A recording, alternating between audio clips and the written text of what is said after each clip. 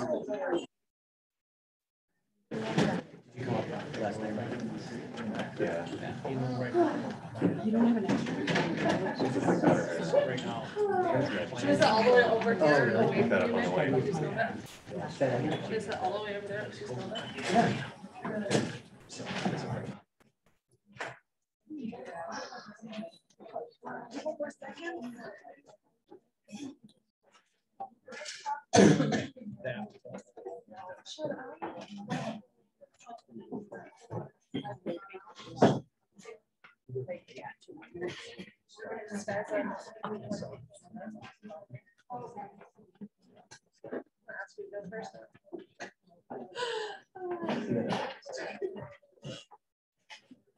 Okay, I'll put you last.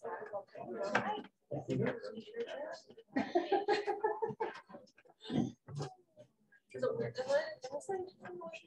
Yeah, come on. This way. Brand's all the way over, like, Yeah. tucked away in the corner over there. Where are you based? I live in West Springs, Colorado. Oh, I thought you were in Colorado. Yeah. That's lucky. How often do you go? My contract is ending this month, but I was here once a month for an entire week for the last 2 years. 2 years went by very fast. You know, Meredith did that. That's our fund admin. I was curious. Yeah. They work with like 30 or Who's your contract? state. Yeah. They have a pretty good group. I know a couple of the people there though. But I don't Oh, know. yeah. I'm pretty, well, I think I told her. It feels like forever ago. Yeah. Yeah. Also did the other Yeah. stuff. That's when they all got it. It wasn't as. We interacted with founders off and on. We did one investment. Yeah, I don't know a ton of the, I know some of the smaller, I know almost all of the angel investors. But Oh, yeah. Oh, yeah. It was, from, Yeah. Yeah. Mhm.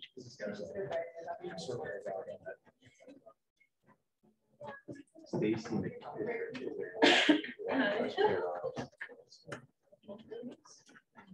Is there? I don't know if you know, like, Nettie Ryan from Charlotte. Nettie went to text her. yeah, just not. Robin Fiber. I know. Pretty big factors in that. Before we started. Oh, okay. See? Yeah. Honestly, yeah. Oh. Yeah, I was in an office in Cafe Factory in Austin. Yeah. Oh, what if I long down the pandemic? Like she'll be like walls and actually Somewhere like waiting, you know, at the public Austin's a wild place. It was the alternative But I side love of the the story. Like, Yeah. all that. You're here for education. You need a water? Mine was good. We see me like, I think it's been there. We're already Very- 5 minutes. I want to run 5 minutes first, and then I was like, yeah. Save them. Oh, for sure. You Yeah. know. Yeah, I got lucky.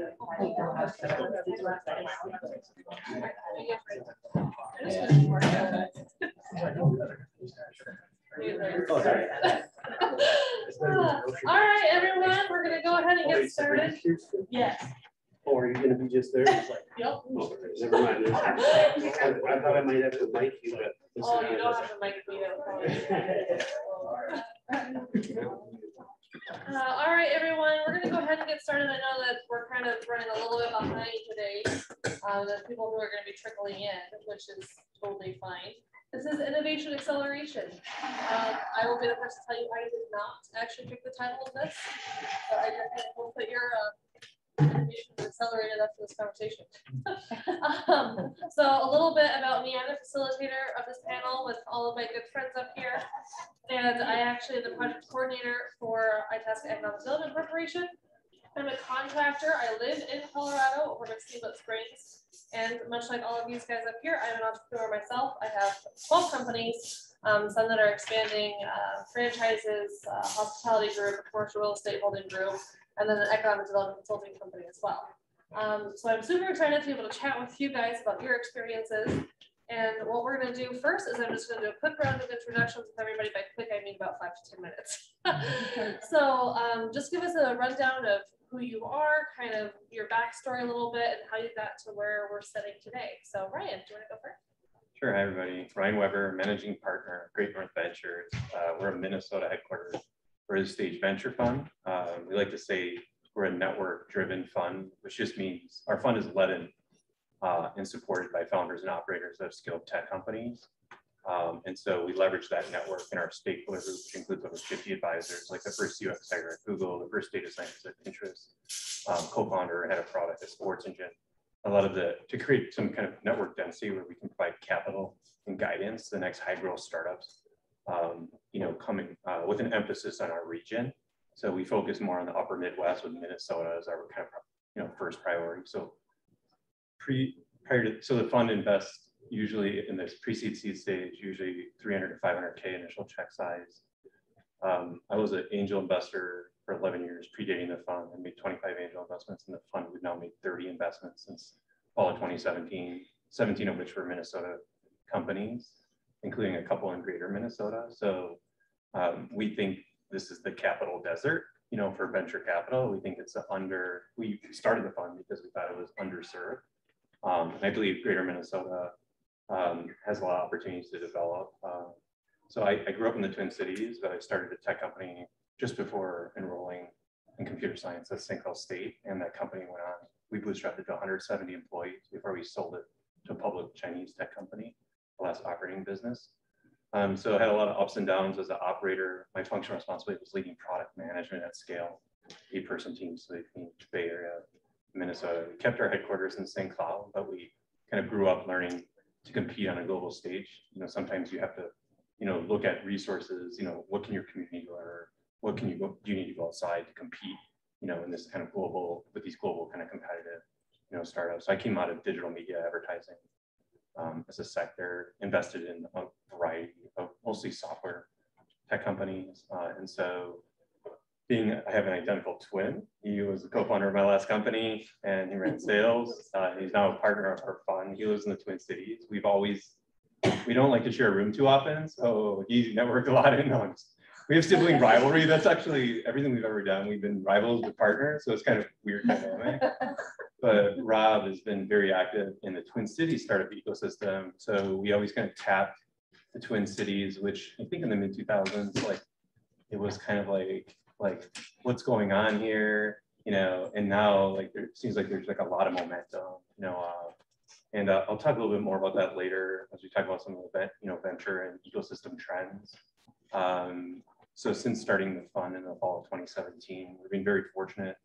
I've never raised money before. We raised 23.7 million. We're in the process of raising our second fund. We've already raised more than in the first 6 months than we raised in 18 months in Fund 1. So Fund 1's tracking pretty well. We're a multi-stage fund, but again, the first entry point is usually the first institutional money into a lot of tech startups. And so we like to work to provide capital and guidance to the next high growth companies. And the 3 major themes we invest in are companies working to solve labor shortages, whether it's recruiting or leveraging contractors through a gig type service. Also community-driven applications, whether it be enterprise or consumer. We have backgrounds as our partners do in both. And then lastly, leveraging AI to digitally transform industries. We just don't see a lot of, we think it's very much a ubiquitous technology, and there's been some significant breakthroughs, in artificial intelligence the last 5 years. So we're seeing those 3 themes that kind of carry, are pretty consistent, throughout our portfolio. But why am I here today? I'm very personally invested in greater Minnesota. My wife's from northern Minnesota, just a few minutes from here, Cohasset. I have a second home on Okanagan, so I'm looking for any excuse I can to do any business events in Grand Rapids. So please keep hosting more IEDC and company. But I've been really amazed at that collaboration, especially led by Launch Minnesota and building the network. So I'm really excited about, we're kind of taking a long-term view, building ecosystems and supporting, startups in the region. And so really excited to be here. That's a little bit about me and my fund. I'm Beth Kimbo. I am the CEO and founder of Busy Baby. Essentially, I invented a baby product. I think I'm here because I'm an example of a Minnesota startup that has grown very quickly. We saw 800% growth last year. We're on track for another 600% growth this year. My product is a placemat that suctions to a table or a high chair and has tethers that attaches babies' toys so they can't drop or throw their toys repeatedly. I was on Shark Tank earlier this year with that product.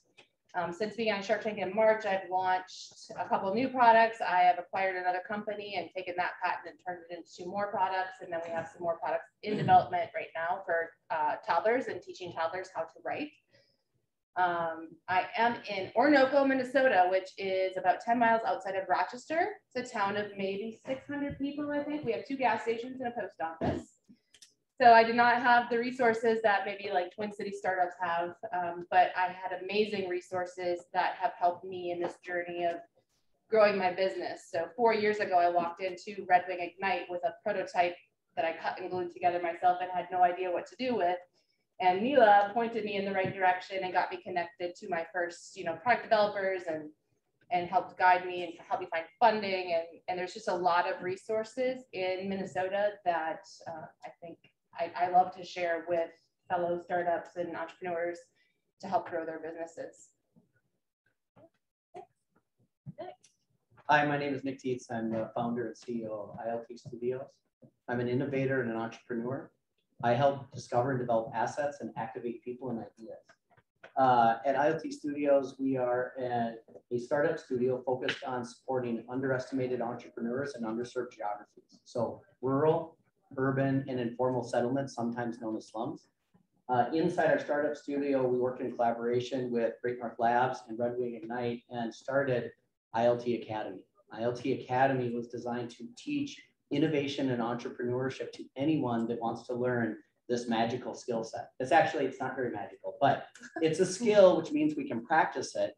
And since it's a skill, we also believe it's a vocation. In fact, we think it's one of the new vocations. And so as we introduce ILT Academy all around the state of Minnesota, we're up here because we want to meet more innovators and entrepreneurs from Northeast Minnesota. In fact, we just kicked off our latest cohort with Innovate 218. We have 28 entrepreneurs going through a 10-week program right now, learning how to build a lean canvas, practicing their design thinking skills, and really working on sharing their pitch for that idea to figure out if they want to turn that into a startup or taking their existing small business and taking it to that next step.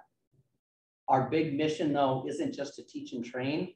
It's to help people think critically about the problems in their community and different ways they can solve it, just like you did with Busy Baby, right? It doesn't matter where you are. It matters, do you have an interesting problem or an opportunity that you want to go after? How can we create a virtual space for you to work on that idea and then connect you to a bigger ecosystem that is building here in Minnesota?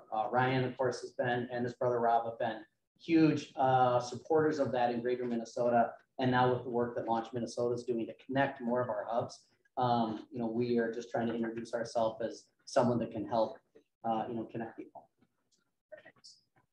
All right, this next question is for Beth. So if you guys haven't watched Beth's pitch on Shark Tank, definitely watch that.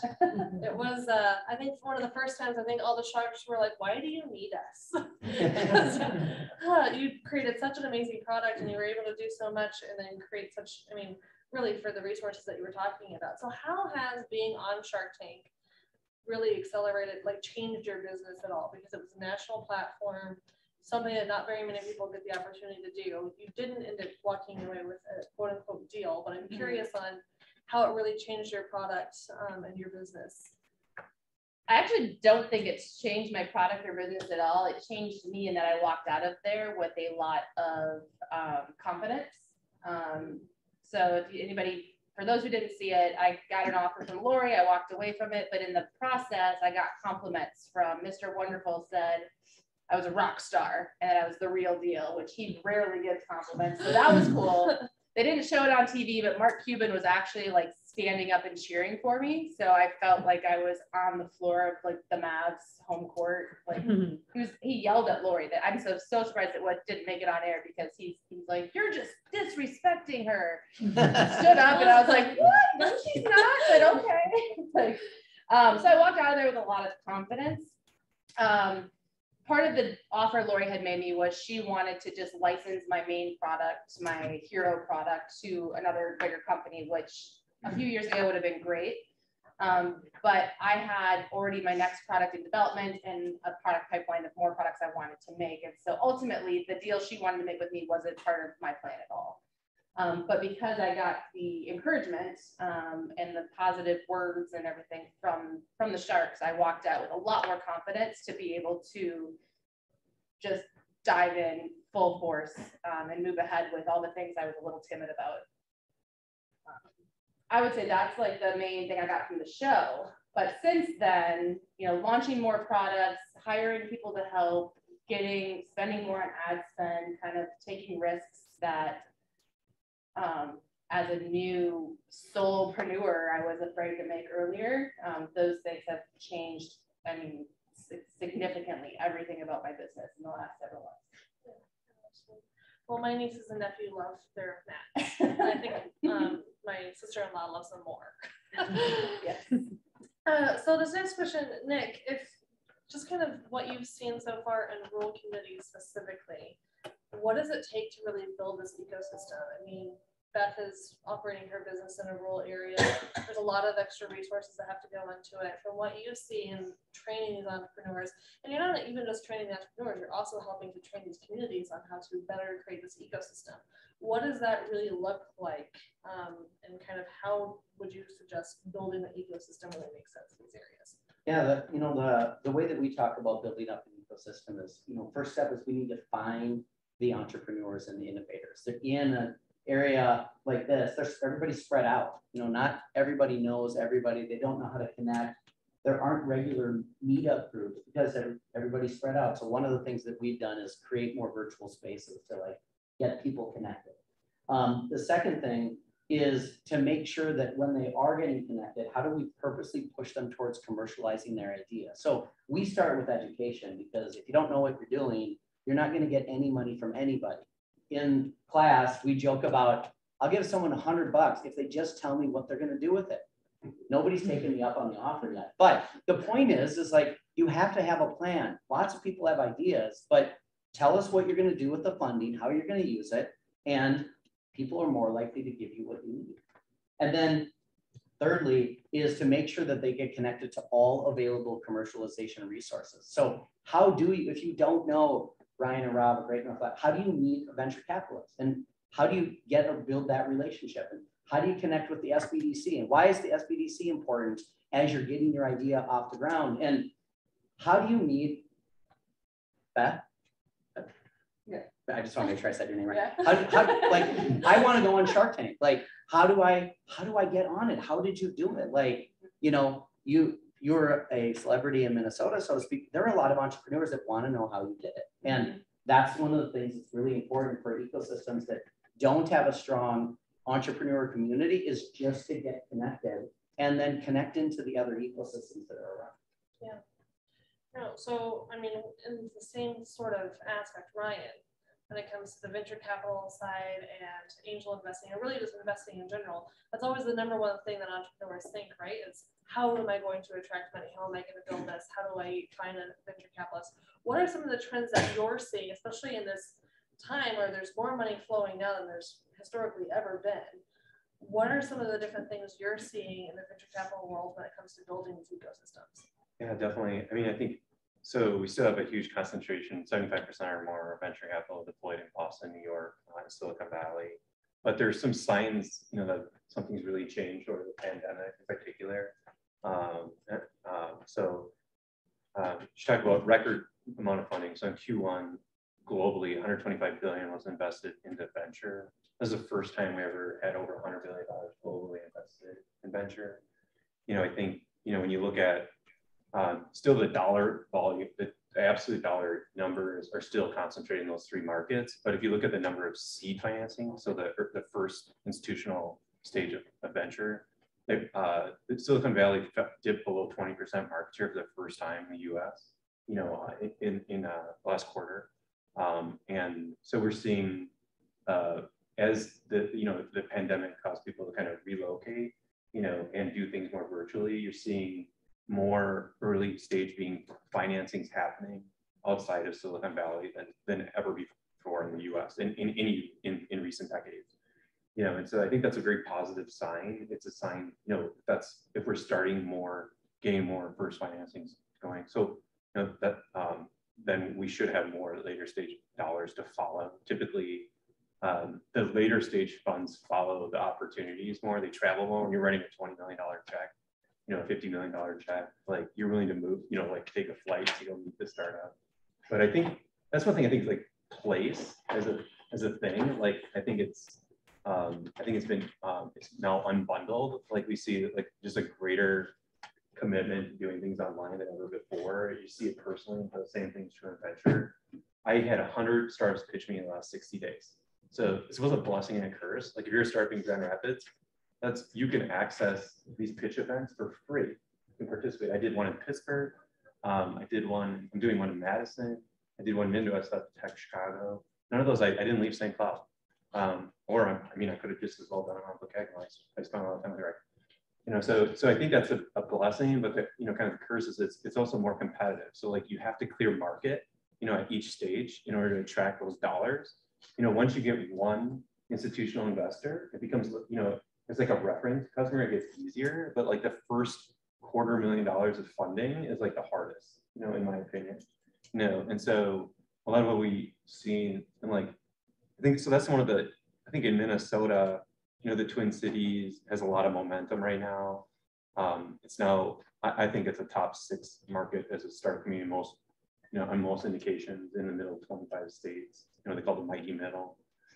We can leverage, our proximity to the Twin Cities to kind of, and leverage resources to support rural startups. But at the same time, we know that some of those ecosystem partners, it's not like their first priority.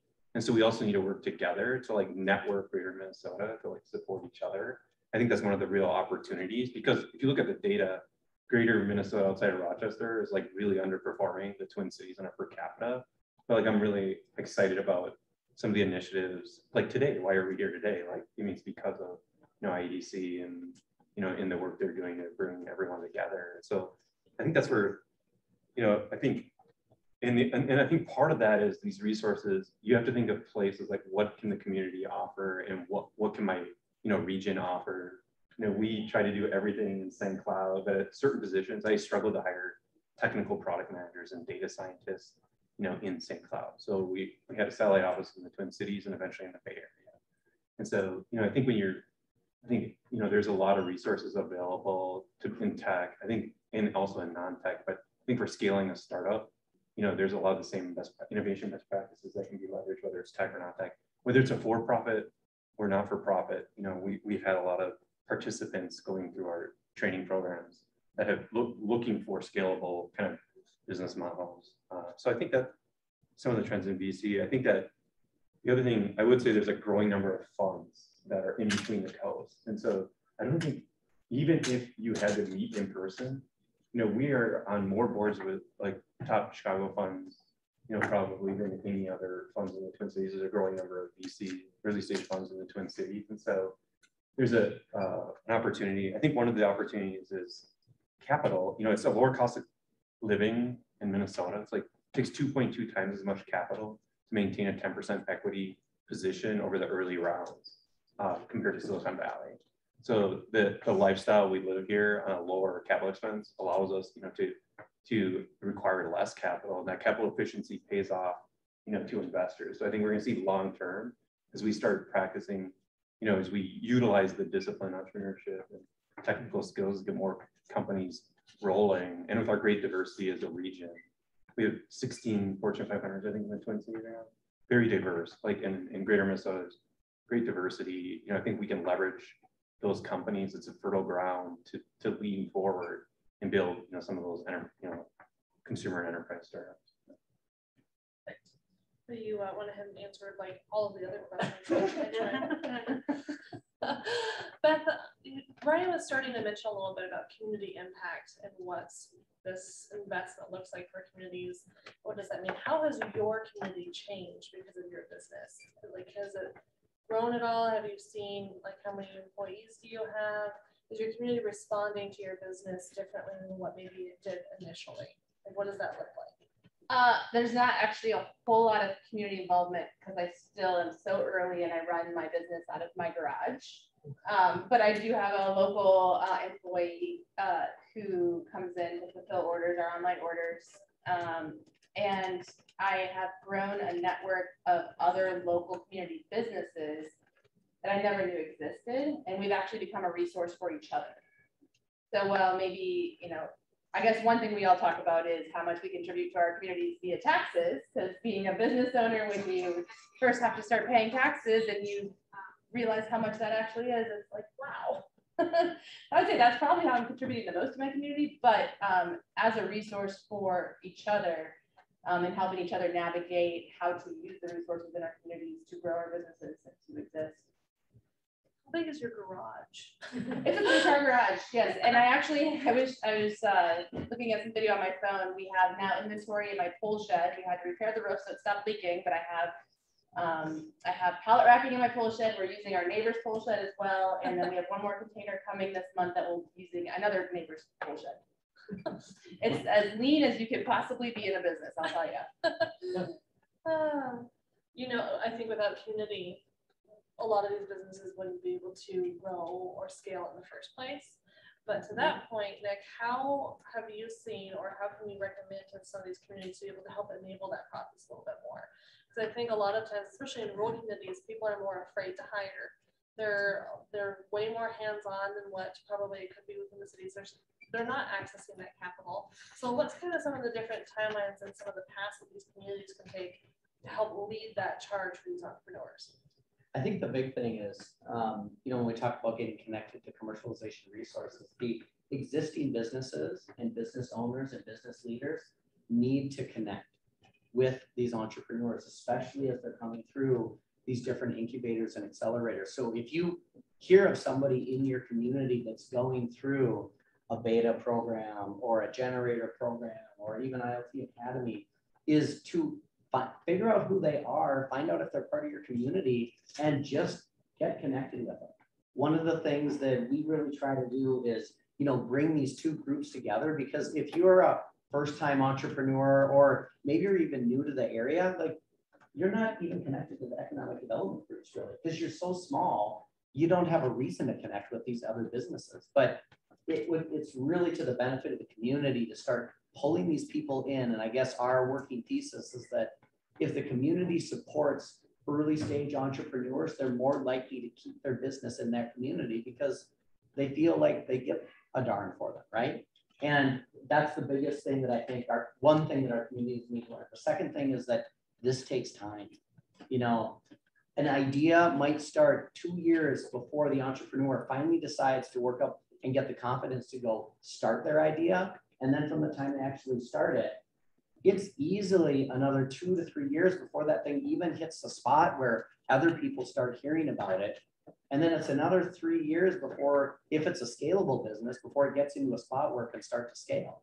And so I think the other thing that we need to recognize is that startups are a marathon of sprints.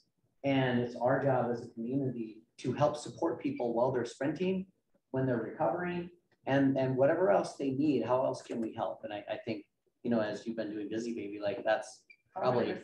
the story, right? Yeah, and to add to that, there are so many things available in the community. I am a very tenacious person. I was in the military for 10 years. I've learned how to use resources and seek out resources.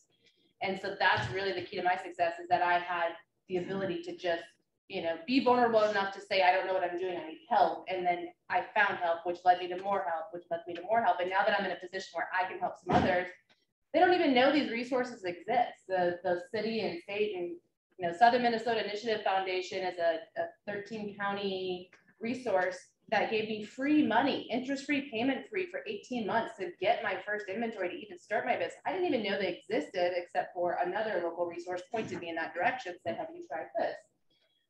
So I think that's a big thing we can help entrepreneurs is let them know about the resources that are out there. Yeah. So this is kind of a question for, and Beth started touching on this a little bit. So this is a question I want each of you to answer. When we think about, especially in economic development forums or community organizations, that type of thing, when we think about helping entrepreneurs, we always put a dollar amount onto it, right? Like, well, maybe we'll give them $5,000 and we'll host a pitch competition, or maybe we'll do whatever that looks like, but always has a dollar amount attached to it. What are some non-traditional ways that communities can support their entrepreneurs as well? So Ryan, if you want to lead the charge on this one. Yeah, you know, I think with a lot of the customers, I mean, mentorship in the major job functions, you know, like finance, legal, and so on. Like, there's a lot of if we can help, if you can help the founders, especially focus on product and sales, like in the beginning, like I think that will go a long way. And as they scale, if you build that relationship, you might earn that a client. But if you try to tax them in the very beginning, there's no money, there's nothing. So we can support our entrepreneurs working on these kind of businesses with a little bit of like give first mentality. You know, I know that's used popular, you know, very popular. And I think, you know, I think the other thing, like facilities, like it's nice to have like people sharing it, you know, like, so like in St. Cloud, we know like, it wasn't very organized 4 years ago. We started focusing on it as a community. We now have monthly meetup where it's grown by 20% month over month since the beginning of spring. There's now 15 to 20 people are showing up every month just to support startups. And like there's investments, there's mentoring, there's business feedback on business models. And it's just a good time. Like that energy. It's just like, I'm like, you know, and it's here. There's people here working remote in northern Minnesota. I know that they want to get involved. They're just waiting, you know, for that, you know, like initiative and kind of, but a lot of these people are very busy. So it takes like the community ecosystem leaders to kind of recognize this and kind of like market it. So I think marketing is a big thing, like inspiring. And you look at communities right now, we're in a pretty early stage of development, like in northern Minnesota, and supporting startups, but there's like a great base, a great place to live, great, you know, educated workforce, number of colleges, more collaboration amongst all of the state, you know, large Minnesota ecosystem. So one thing, but we need to like, we kind of need to like fake it till we make it, like educate it a little bit, like share the successes. We incubated a startup to 2 initial founders in our venture studio. They went from idea to $5 million pre-money valuation in 10 months. We coached them. They were first-time entrepreneurs, Grand Rapids and Sandstone, Minnesota. And now we were oversubscribed on the round, and we'll see where it goes. But like, we can share more of these success stories like that and other entrepreneurs to give other people that spark to like get involved. And so I've struggled hiring interns in northern Minnesota. I don't think they're thinking about tech and innovation, you know, as a career. But I think the other thing is corporate. Like I work with a lot of business owners in St. Cloud, and I don't think, you know, right now all organizations need to improve adaptability, whether you're a nonprofit or a mid to large, you know, large cap company. So this corporate innovation, to me, it doesn't matter whether you're a startup inside, you know, new company or a corporate innovation initiative. You need the same talent. So that's the importance, I think, as a community. I think we should be investing in building that capacity because it's really good for the entire ecosystem. So I think initiatives like ILT Academy and other programming like that, like really encourage people. You know, these programs are often being done for free, you know, backed by the nonprofits and sponsors, which is kind of crazy, like how much goes into fundraising for these things when they create, to me, like I see so much value unlocked from them. Like I would have gladly paid for my employees on my last company to go through IoT Academy, but for now, you know, a lot of entrepreneurs are being able to benefit for free because of the great nonprofits we have supporting these initiatives. So try to get, I think that more corporate people should get involved in supporting this. It would definitely benefit their organizations. And I'm seeing that in St. Cloud, you know, with some of the organizations. Beth, thoughts on non-traditional ways of supporting entrepreneurship in the ecosystem? I have a couple thoughts. Something that does exist is SCORE, which is a nationwide organization that helps provide mentorship. But on a local level, it would be really awesome to have I don't know, maybe even like a twist on a pitch event. So instead of an entrepreneur, which I've done a million of these events, going out pitching my business, trying to win some money, maybe it could be an event where entrepreneurs are invited and people with skill sets that want to help mentor entrepreneurs could pitch and say, you know, I actually found my patent attorney when I did a 1 Million Cups event. I pitched my company, but I met him there and didn't know.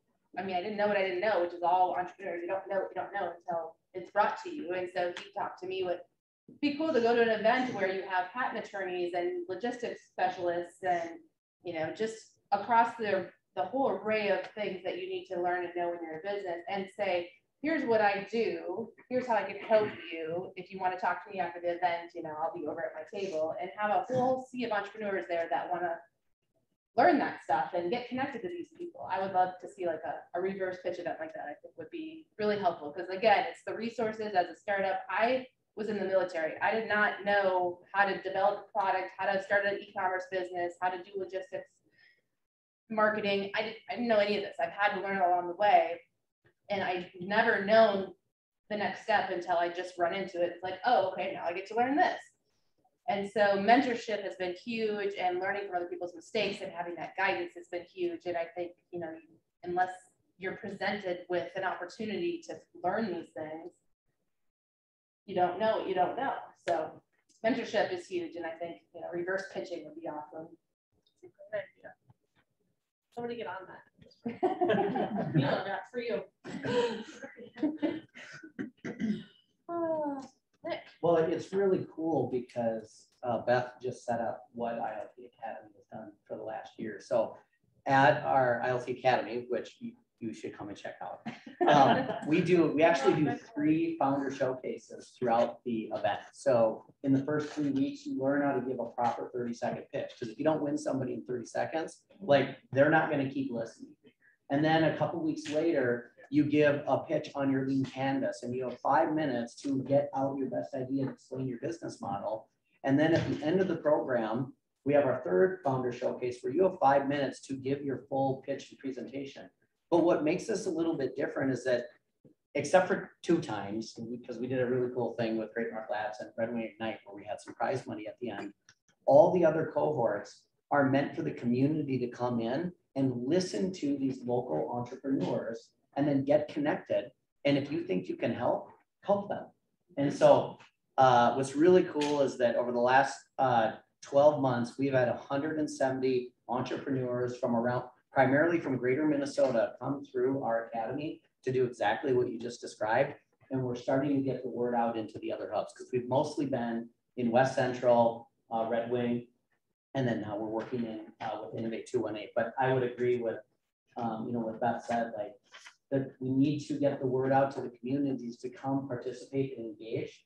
And then I really like what Ryan was saying.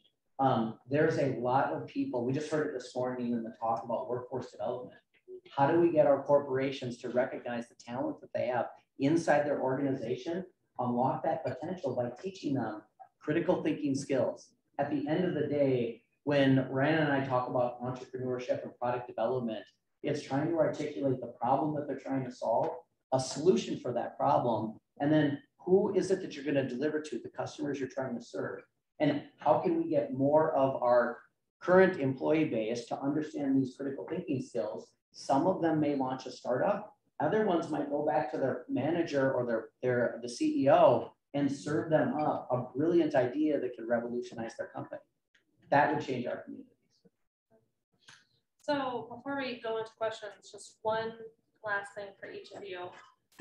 I want all of you guys to go through and say what's one thing as an entrepreneur that you wish you could tell your younger entrepreneur self.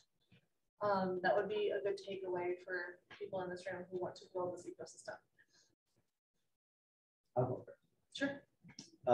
Share your idea and share it often. Someone will help you, but you got to put it out there. Don't be shy to ask professionals for help. Like, I was always timid. I didn't want to impose on someone, but professionals want to help, and people with experience are happy to share their experience. So ask questions. I like the share your idea. being like, I think you try to do it alone. It's really hard to build a great product or company, not being like too introverted with it. And I think I was gonna say work smarter, not harder. Like I was told that from our former chairman who became chief strategy officer at Samsung. There's so many like simple things you can learn by connecting with people that, you know, kind of been in your shoes before. And there's a lot of great books out there, blogs and podcasts. And so I really believe, like, you know, people in Minnesota generally, like in the Midwest, have pretty good work ethic, but I think there are gaps in, like, you know, some light, like continued focus on education, like the technical skills. You'll go far off at. You'll get a lot further and more efficient. You work smarter and harder. I guess my, like, just thinking about it is not everything has to be a challenge. Like sometimes the easiest answer really is the easiest answer. But as an entrepreneur, I think you're always like, nope, this has never been done before. I have to do it myself. So, any questions for these guys up here? Beth, I recall reading that one of your challenges was finding a manufacturer to bring manufacturing into Minnesota. I'm curious how that journey's been and that problem's been solved. It has not been solved. It's a very frustrating journey, and what it boils, so I manufacture in China. It is where food grade silicone is sourced from.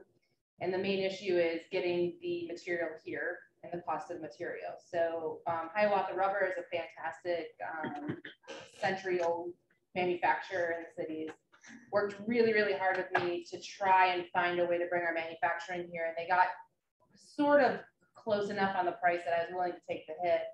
But their facility is not big enough or clean enough to handle the volume that we have. So, and we would have had to have pretty massive volume in order to make the material cost work. So that is still a challenge. It's still something that I'd love to be able to do, but have not found a way to do it.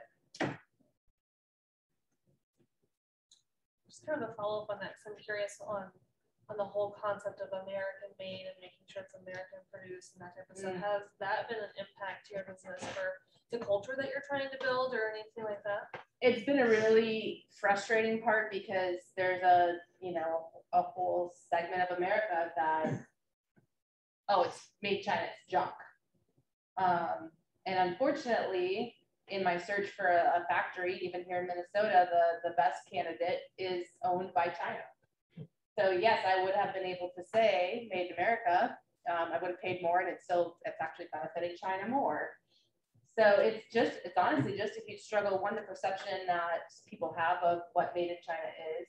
We actually go through above and beyond all testing requirements. We have quality control checks throughout the entire process to make sure we do have the highest quality, safest product we can possibly have. But it still says made in China on it. So it's a battle, and it's, some people understand that it's a global economy that we live in now, and pieces and parts of everything we own are made outside of the US. But there's a large segment that just think made in China is evil and it's junk. So it's an ongoing battle. So when it comes time for that capital raise and you're putting together a pitch deck, I think you already mentioned, 3 key questions: the problem, the solution, the market. But is there a resource that you really like that you could point to people in the room to go check this out, the Kawasaki method or whatever? What's your favorite, each of the 3 of you, or what have you used, or what was your best resource in putting together that pitch deck that raised money?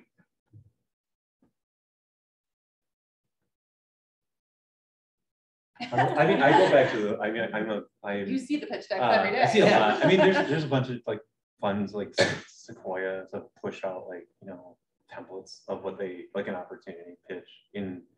I go back and look at, I really believe like the lean canvas encompasses everything, or that business model canvas. This is basically the same thing. One of consultant or someone changed one box and renamed it, but it's kind of but I think that if you can communicate, like what makes for a really good pitch is a business model that's been validated.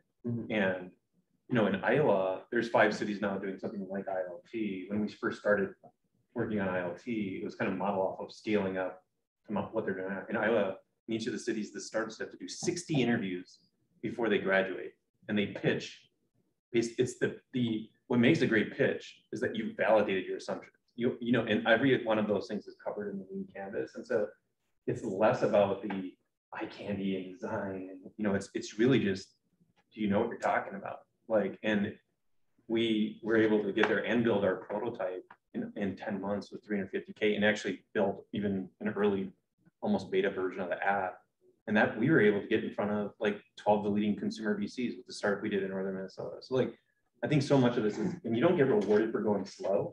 Actually, quite the contrary. The funds want to invest, and there's a lot of capital to be invested. You have to convince them at each stage that you can, you know, that you can do it. And again, even you can raise right now. I mean, we've had no code startups launching it to 100K monthly recurring revenue that are software companies. There's platforms to build on. That's how I built my first, you know, bootstrap product. And there's so many of these platforms. I think that's where.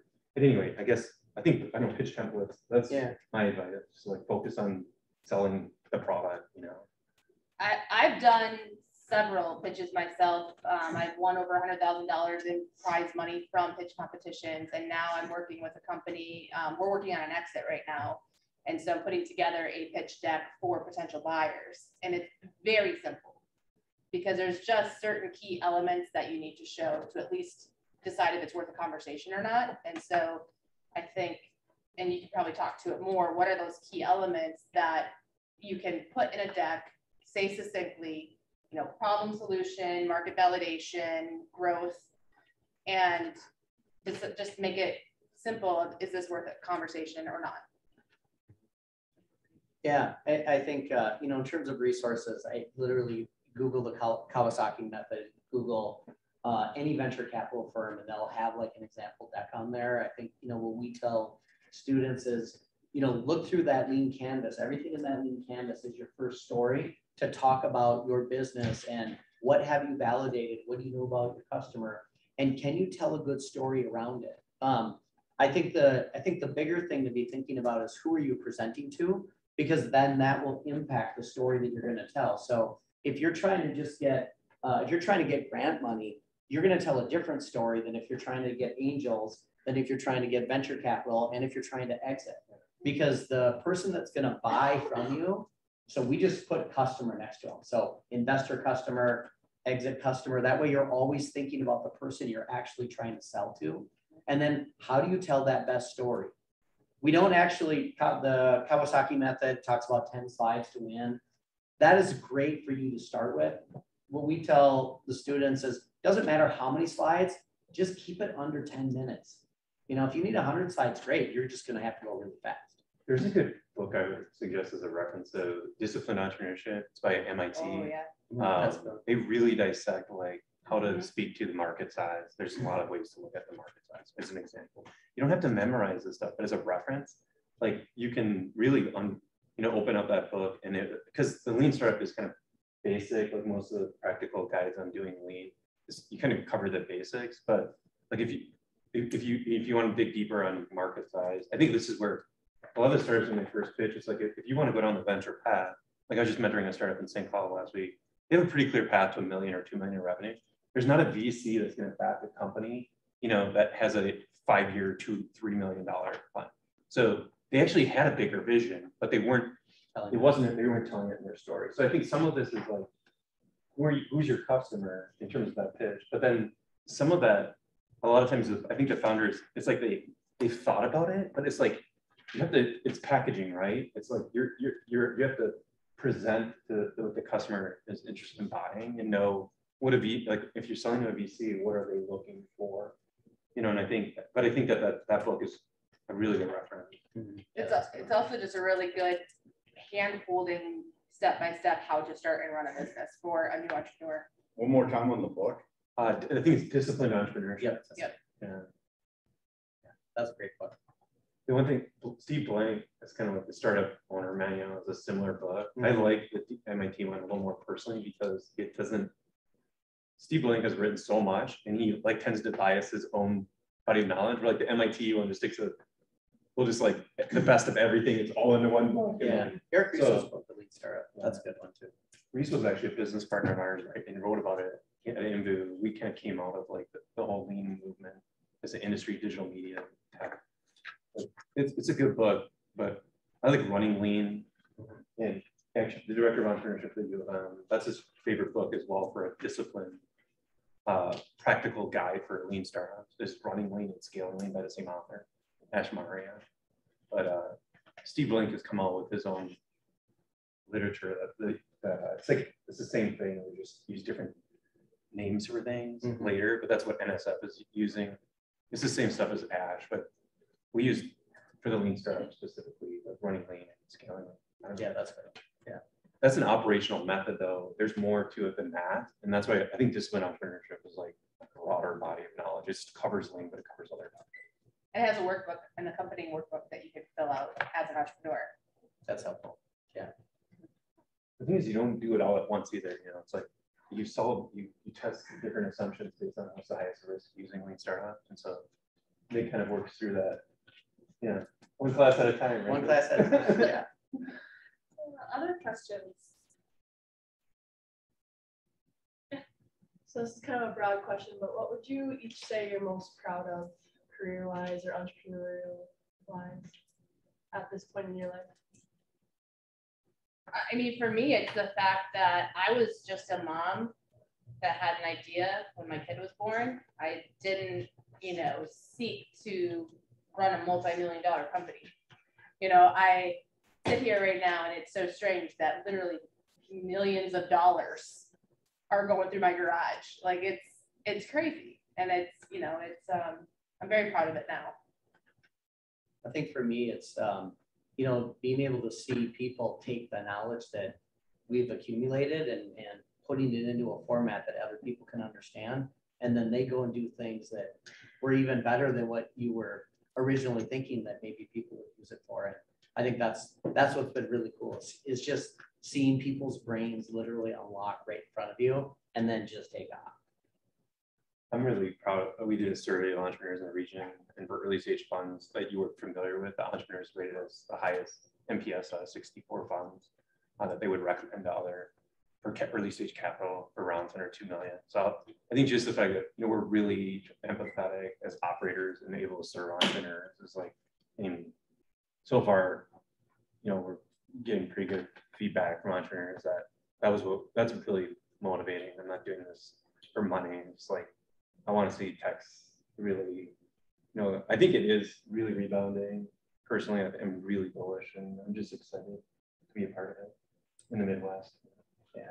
One thing that I think that is important to touch on, and from my own entrepreneurial journey as well, is I think entrepreneurship is glamorized a lot about how fantastic it is, because people don't ever see you working at 2 a.m. or like crying in the bathroom or eating a pound of chocolate. I'm not saying my own personal but everybody's kind of glamorized entrepreneurship, and we don't really ever talk about how hard it really is. We kind of briefly talked about timelines, and sometimes it takes years before you even know that you have an entrepreneur in your community. So do you guys want to touch a little bit on that with the last 5 minutes about just kind of the realities of what entrepreneurship means, especially for communities that are trying to build these programs? Yeah, definitely. We checked out a doing a series. We funded them to do 4 stories on like greater House State communities. They're doing one on North Northeast this week. It'll be published probably next week. But I think one of the things, when you look at the realities, and the one on Central Minnesota, like Dave Carlson was talking about, he started one of the earliest food delivery companies in St. Cloud. I was working in mobile consumer app marketing, and I didn't even know Dave was there until 2 years ago, and someone in Fargo told me about it. And it just shows you, I was an active angel investor working in mobile consumer and had no idea this guy in my backyard was doing like a startup. And like, I think, David kind of talked about how it was very lonely, like working on his startup. I think people he knew that like invested, he pitched a buyout fund in St. Cloud. I won't name it, but they don't invest in startups. He pitched Gopher Angels. They said no. He's like, well, I guess I'm bootstrapping. And like, I wish you would have tried a little bit more. You might have found me, because like he managed, a lot of ups and downs. And we waited 3 years. We were profitable after our first summer working on it full time. We got to 20 grand a month of gross profit before St. Cloud State. We saved up 300 grand. We lost all of our money. All of our savings was gone in 12 months during that .com crash. We had to lay off half our staff. These were all our friends. Our mom worked for us.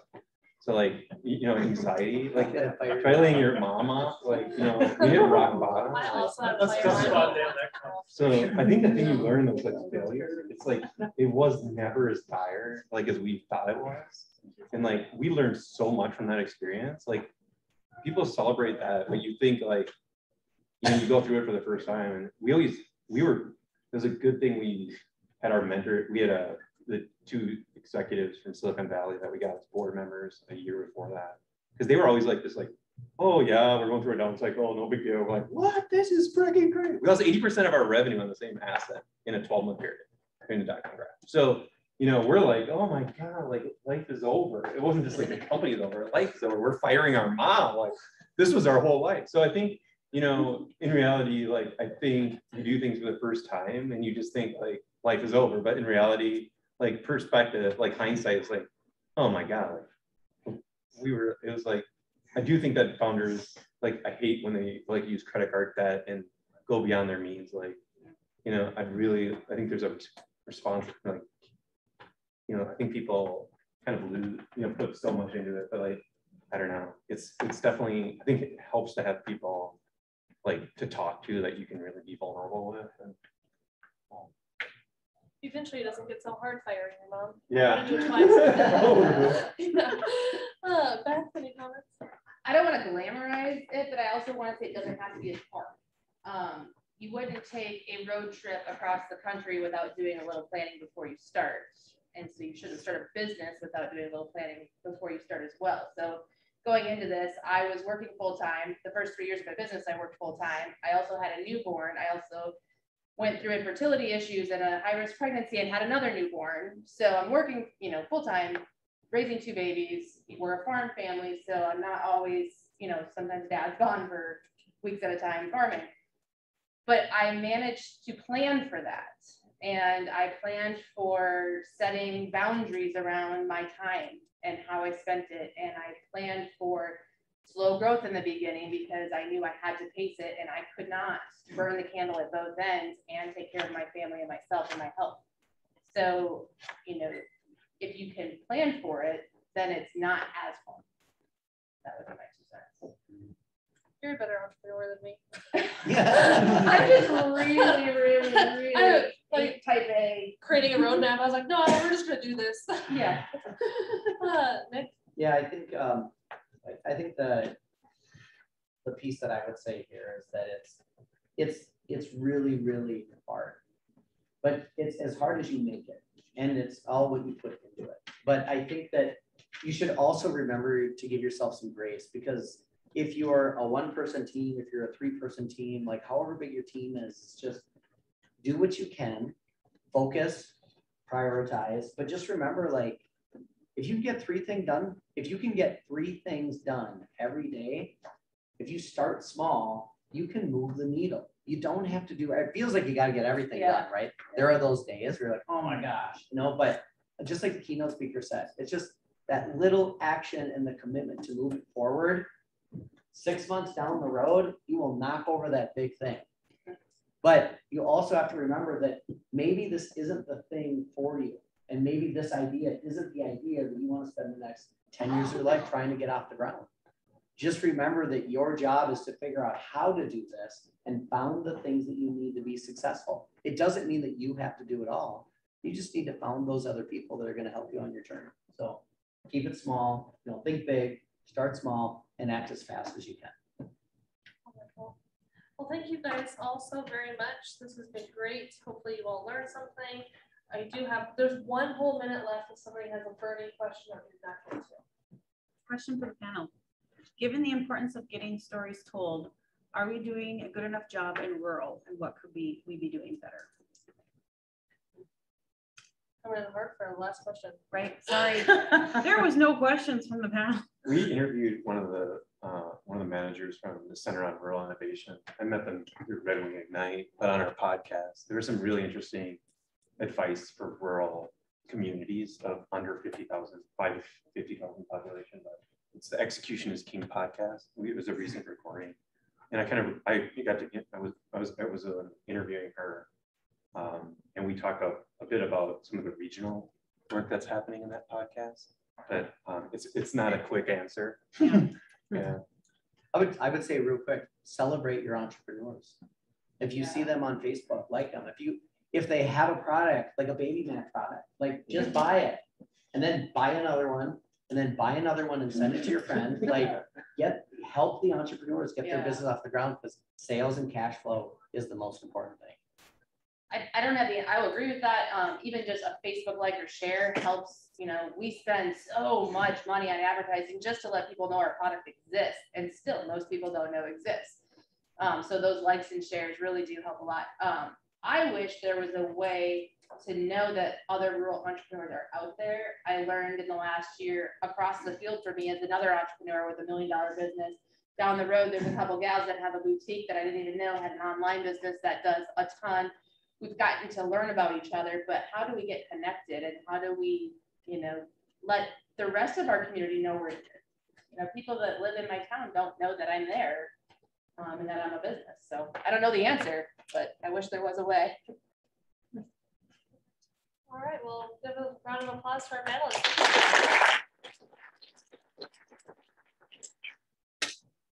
All right.